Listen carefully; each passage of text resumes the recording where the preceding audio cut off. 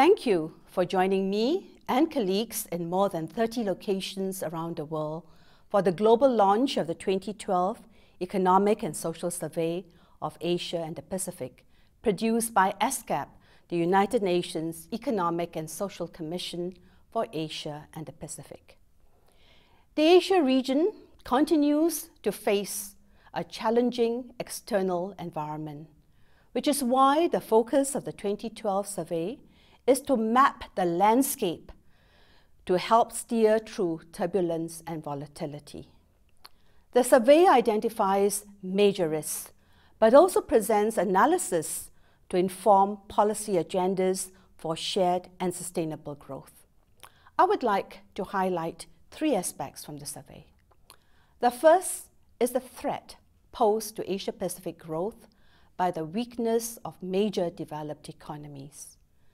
The V-shaped recovery from the depths of the 2008 global financial crisis proved to be short-lived. The world economy entered the second stage of the crisis in 2011 due to the Eurozone debt crisis and continued uncertain economic outlook of the US economy.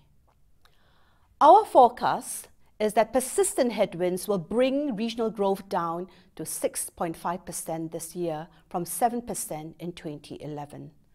The high cost of capital and reduced demand for regional exports, combined with loose monetary policies and trade protection measures of some advanced economies, contributes to the slowing of Asian Pacific growth in 2012. Despite this slowdown, growth in Asia and the Pacific remains better than in any other region, continuing as an anchor of stability and a new growth pole for the world economy. South-South trade with Asia-Pacific in 2012 will help other developing regions such as Africa and Latin America further reduce their dependence on low-growth developed economies.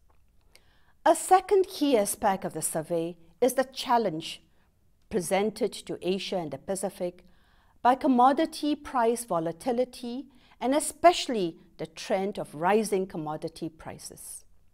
High prices and persistent volatility are likely to become the new normal of the global economy. This commodity boom presents risks and opportunities. Price shifts will alter incentives.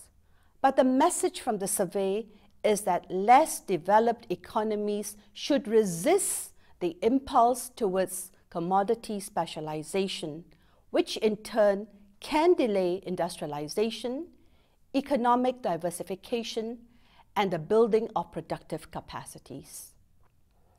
The third aspect of the survey highlights critical policy challenges and options for Asia-Pacific countries, including managing the balance between growth and inflation, using several inflation-fighting measures beyond monetary policies alone, coping with capital flows, and dealing with considerable exchange rate volatility, addressing jobless growth and unemployment by encouraging domestic consumption to act as an enhanced engine of growth and productivity, improving working conditions and income equality.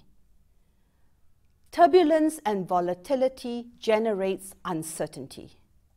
The survey provides a valuable tool to pursue a sustainable path for shared prosperity in Asia-Pacific amidst the new normal of uncertainty.